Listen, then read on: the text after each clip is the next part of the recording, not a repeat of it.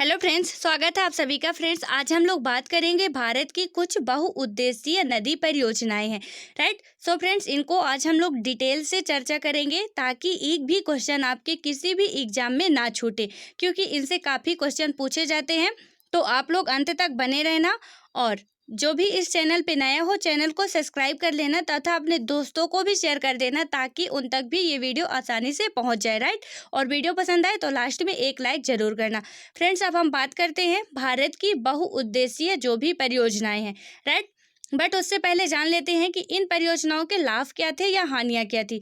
तो फ्रेंड्स, जो हानियां थी तो क्या थी कि जब बांध बनाए जाते थे तो बांध के पीछे क्या है कि बहुत ज़्यादा क्षेत्रफल क्या हो जाता था, जलमग्न हो जाता था।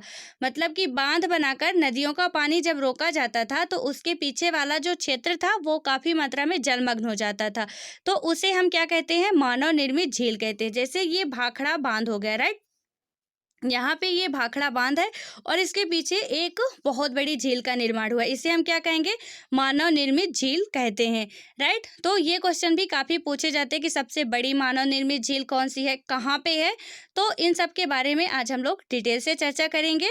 सो फ्रेंड्स, इसके यदि अब हानि की बात करें तो हानि क्या थी। मतलब हानि तो हो गई कि मतलब बहुत बड़ा जो क्षेत्र है वो क्या है, जलमग्न हो जाता है, जिससे हम क्या कहते हैं, मानव निर्मित झील कहते हैं। बांध बनाने की वजह से ऐसा होता है। राइट।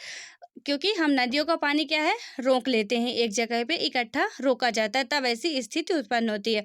देन उसके बाद जो है कि बहुउद्देशीय परियोजनाओं में हालांकि नुकसान ज़्यादा है लेकिन इसके लाभ भी हैं। वो कौन से हैं कि जैसे सिंचाई की सुविधा के लिए हो गया, बाढ़ नियंत्रण के लिए, और पेयजल आपूर्ति, तथा क्या है कि जो जल विद्युत उत्पादन होता है, बहुत बड़े बड़े बांध बना के जैसे भाखड़ा नागल बांध से ही बहुत ज़्यादा बिजली उत्पादित की जाती है। और इसकी क्या है, नहरी परिवहन, पर्यटन तथा आदि क्या है, अनेक कार्यों के लिए इसके उपयोग किए जाते हैं। राइट।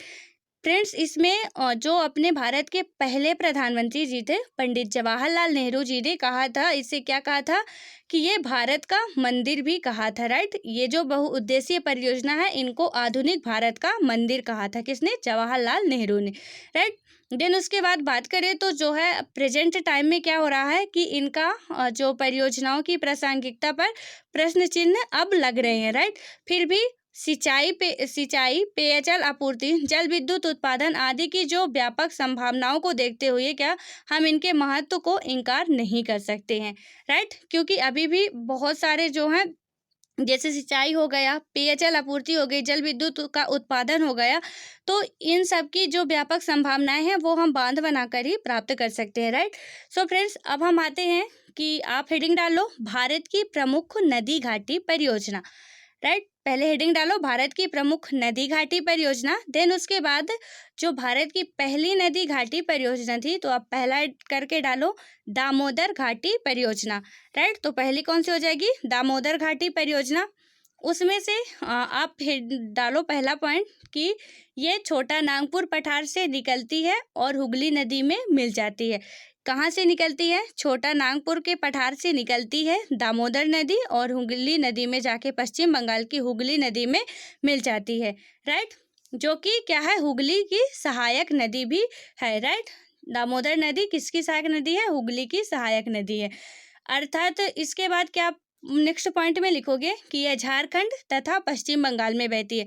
जो दामोदर नदी है वो दो राज्यों में प्रवाहित होती है, एक झारखंड है, दूसरा है पश्चिम बंगाल। यहाँ झारखंड हो गया और यहाँ पश्चिम बंगाल, फिर जाके बांग्लादेश में गिर जाती है, मतलब बंगाल की खाड़ी में ये जाके मिल जाती है। राइट। देन उसके बाद जब मानसून काल यानी कि वर्षा ऋतु में क्या होता है, छोटा नागपुर के पठार में क्या होता है, छोटा नागपुर के पठार में अत्यधिक वर्षा होती है। राइट। परंतु बाढ़ कहाँ आती है, तो बाढ़ पश्चिम बंगाल में आती है। इस कारण क्या है, दामोदर नदी को पश्चिम बंगाल का शोक कहा जाता है। राइट। अब दामोदर नदी कहाँ से निकलती है, झारखंड से निकलती है। लेकिन दामोदर नदी का यदि किसका, पश्चिम बंगाल की शोक की बात करें या दामोदर नदी किस राज्य की शोक नदी है, तो उसमें से क्या हो जाएगा, पश्चिम बंगाल हो जाएगा। राइट। दामोदर नदी को क्या है, पश्चिम बंगाल का शोक कहा जाता है। जैसे बिहार का शोक सबसे ज़्यादा फेमस है, काफ़ी क्वेश्चन पूछा जाता है, कोसी नदी को कहा जाता है। वैसे ही पश्चिम बंगाल का शोक किसे कहा जाता है, दामोदर नदी को कहा जाता है। राइट। फ्रेंड्स इसमें नेक्स्ट पॉइंट आप नोट करो कि सन 1948 में दामोदर घाटी निगम का गठन किया गया था। दामोदर घाटी निगम यानी कि DVC, दामोदर घाटी निगम का गठन किया गया और बाढ़ से बचाने के लिए 8 बांध का निर्माण किया गया है। राइट, कितने बांध का निर्माण किया गया था? 8 बांध का निर्माण किया गया था। इनमें से कुछ प्रमुख है जो ज़्यादा क्वेश्चन में पूछे जाते हैं, जैसे हो गया, एक है फोनार बांध हो गया, मैथान बांध हो गया, तिलैया बांध हो गया और पंचेत हिल बांध हो गया। राइट, तो ये 4 बांध प्रमुख हैं। तो इनमें से क्या है, कब किया गया था? 1948 में।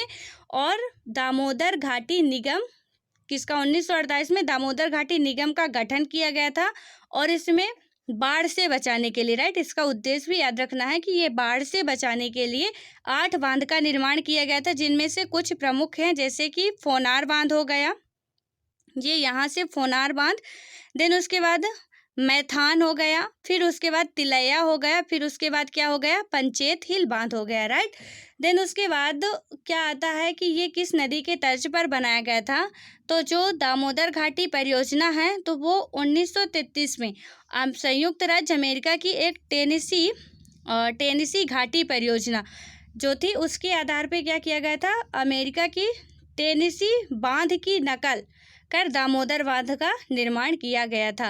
राइट, तो ये रहे दामोदर बांध की जो भी मतलब दामोदर घाटी परियोजना की कुछ महत्वपूर्ण बातें। देन उसके बाद नेक्स्ट पॉइंट डालो आप, भाखड़ा नंगल बांध। फ्रेंड्स, भाखड़ा और नंगल अलग अलग दोनों बांध हैं। राइट, तो इस बात को भी आप लोग ध्यान में रखना। इसमें क्या है, ये भाखड़ा नंगल कहाँ पे है? ये पंजाब और हिमाचल प्रदेश, यहाँ से सतलज नदी पर ये बनाया गया है। राइट, तो इसमें से क्या डालोगे आप? पहला पॉइंट, पंजाब में सतलज नदी का पानी रोकने के लिए 2 बांध बनाए गए हैं। राइट, 2 बांध बनाए गए हैं, उनमें से कौन सा है? पहला है भाखड़ा, दूसरा है नंगल स्थान पर। पहला कहाँ पे बनाया गया है? भाखड़ा स्थान पर, और दूसरा बांध यहीं पे नंगल स्थान पे बनाया गया। राइट, इसलिए इसका नाम दोनों का क्या पड़ा है? भाखड़ा नंगल बांध बोलते हैं। भाखड़ा जो बांध था वो भाखड़ा नंगल के पीछे गोविंद सागर झील का निर्माण हुआ है। राइट, ये जो भाखड़ा नांगल बांध है इसके पीछे ये जो झील है, तो इसका निर्माण किसका है? ये भाखड़ा नांगल के पीछे गोविंद सागर झील का निर्माण हुआ है। जो भाखड़ा नांगल पंजाब और कहाँ पे थी? पंजाब राज्य, तथा गोविंद सागर हिमाचल प्रदेश में है। सॉरी, ये बात भी आपको याद रखना है कि जो भाखड़ा नांगल है वो कहाँ पे है? तो पंजाब में है। राइट, ये क्वेश्चन आपसे पूछा जाएगा और पूछा भी जा सकता है। तो भाखड़ा नांगल जो है वो पंजाब में है, जबकि जस्ट इसके पीछे है, लेकिन गोविंद सागर बांध नहीं, गोविंद सागर जो झील है वो कहाँ पे है? तो वो है हिमाचल प्रदेश में। ये बात बिल्कुल आप लोग याद रखना। राइट, नोट कर लो इसको कि जो क्या है, गोविंद सागर झील है वो हिमाचल प्रदेश में है, जबकि भाखड़ा नंगल पंजाब में है। राइट, ये मत सोचना कि पास पास मैप में दिखा रहा, पास पास इतना है नहीं। राइट, देन उसके बाद आता है भाखड़ा बांध जो है वो दुनिया का सबसे ऊंचा, दुनिया का, भारत का नहीं पूरे विश्व का सबसे ऊंचा गुरुत्वीय बांध है, तथा ऊंचाई इसकी कितनी है? यदि ऊंचाई की बात करें तो 226 मीटर है। राइट, तो ये बात आप याद रखना कि ये विश्व का है, भारत का नहीं है, विश्व का सबसे ऊंचा गुरुत्वीय बांध है। इसकी ऊंचाई की बात करें तो 226 मीटर है। देन उसके बाद नेक्स्ट पॉइंट आता है कि जो भाखड़ा नंगल बांध 3 राज्यों की संयुक्त परियोजना है। राइट, इसमें से कौन कौन से राज्य आते हैं? तो पहला राज्य हो गया पंजाब, दूसरा हरियाणा और तीसरा राजस्थान हो गया। राइट, हालांकि ये 3 राज्यों के संयुक्त परियोजनाएं हैं, लेकिन इसका लाभ 5 राज्यों को मिलता है। यहाँ पे पंजाब हो गया, यहीं इसके पास से ही हरियाणा है, देन राजस्थान, ये 3 राज्यों की क्या संयुक्त परियोजना है, लेकिन इसका लाभ की बात करें तो 5 राज्यों को मिला है। वो कौन कौन से राज्य हैं? तो वो है पंजाब, हरियाणा, हिमाचल प्रदेश, राजस्थान और दिल्ली को भी इसका लाभ मिला है। राइट, तो कौन कौन से हो गए? पंजाब हो गया, हरियाणा हो गया, राजस्थान हो गया और हिमाचल प्रदेश हो गया तथा दिल्ली हो गए। राइट, तो इसकी जो ये बांध है वो 3 राज्यों की संयुक्त परियोजना है, लेकिन इसका लाभ जो है वो कितने राज्यों को प्राप्त हुआ है? तो 5 राज्यों को प्राप्त हुआ है। राइट, तो ये तो रही भाखड़ा नांगल की बात। देन उसके बाद आता है, इसमें सबसे इम्पोर्टेंट बात है कि ये विश्व का सबसे ऊंचा गुरुत्वीय बांध है। तो ये बात आप याद रखना, राइट। और इसके जो पीछे झील का निर्माण हुआ था उसका क्या नाम था, गोविंद सागर झील, ये भी आप नोट कर लेना। देन उसके बाद आता है कोसी परियोजना। कोसी परियोजना कहाँ पे थी, तो बिहार की नदी से कोसी परियोजना का निर्माण हुआ था। तो क्या हुआ था, कोसी परियोजना, इसमें से आप पहला पॉइंट क्या नोट करोगे, यह तिब्बत के पठार, यहाँ से यह तिब्बत के पठार से निकलती है और नेपाल से होकर बिहार में बहती है, राइट। यहाँ से तिब्बत के पठार से निकलती है और नेपाल से, यहाँ नेपाल है, नेपाल से होकर बिहार में बहती है। यह बिहार के बागलपुर जिले में गंगा नदी में मिलती है, राइट। यहाँ पे एक बागलपुर जिला है, यहाँ से निकल के आती है और गंगा नदी यहाँ से आती है। तो यहाँ पे एक जिला है बागलपुर, यहाँ शायद है, तो यहाँ पे क्या है, बागलपुर जिला में मिलती है, राइट।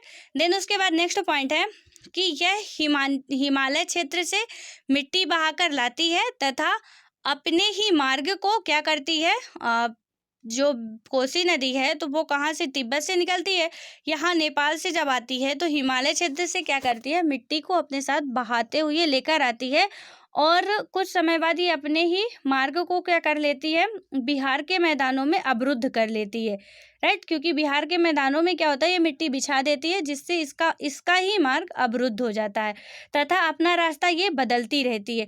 यह बिहार में अपना रास्ता बदलने के लिए विख्यात है।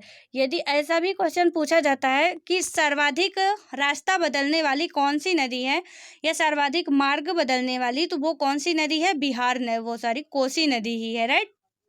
अब ये इसका कारण क्या है कि आपको समझ में आ गया होगा कि जो तिब्बत से तो निकलती है, फिर यहाँ से नेपाल से होते हुए आती है, तो जो इसका हिमालयी क्षेत्र है उससे मिट्टी बहाकर लाती है और कहाँ, बिहार के मैदानों में बिछा देती है जिससे इसका मार्ग क्या है, अवरुद्ध हो जाता है। तो ये कब अपना मार्ग बदल ले किसी को कुछ पता नहीं रहता है, राइट। बस से बसाए घर भी बहा के ले जाती है। फिर उसके बाद क्या है, नेक्स्ट पॉइंट की बात करें तो इसे बिहार का शोक कहा जाता, दामोदर को पश्चिम बंगाल का शोक कहा जाता था और कोसी नदी को बिहार का शोक कहा जाता है, राइट। ये क्वेश्चन आपके प्रत्येक एग्जाम में बहुत बार पूछा ही जाता है, पॉपुलर क्वेश्चन है।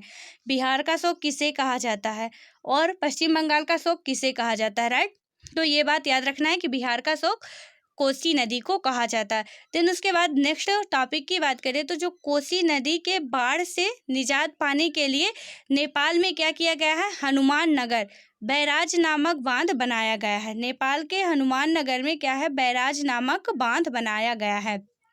यहाँ पे जो कोसी नदी के क्या है, निजात पाने के लिए बाढ़ से, क्योंकि इससे बिहार में बहुत ज़्यादा बाढ़ आती है और इससे जान माल की बहुत ही ज़्यादा नुकसान होता है। इसलिए क्या किया गया है कि नेपाल में इसके निजात के लिए क्या किया गया, हनुमान नगर पर बैराज नामक एक बांध बनाया गया है। यहाँ पे हनुमान नगर पे क्या है, बैराज नामक बांध बनाया गया है, राइट। सो फ्रेंड्स, ये रहे आज के 3 परियोजनाएं। देन नेक्स्ट परियोजनाएं हम लोग अगले वीडियो में चर्चा करेंगे। सो फ्रेंड्स, मिलते हैं नेक्स्ट वीडियो में। तब तक के लिए खुश रहो, पढ़ते रहो और अपनी पढ़ाई को कंटिन्यू बनाए रखो और अपनी सेहत का भी बहुत अच्छे तरीके से ख्याल रखो, राइट। धन्यवाद।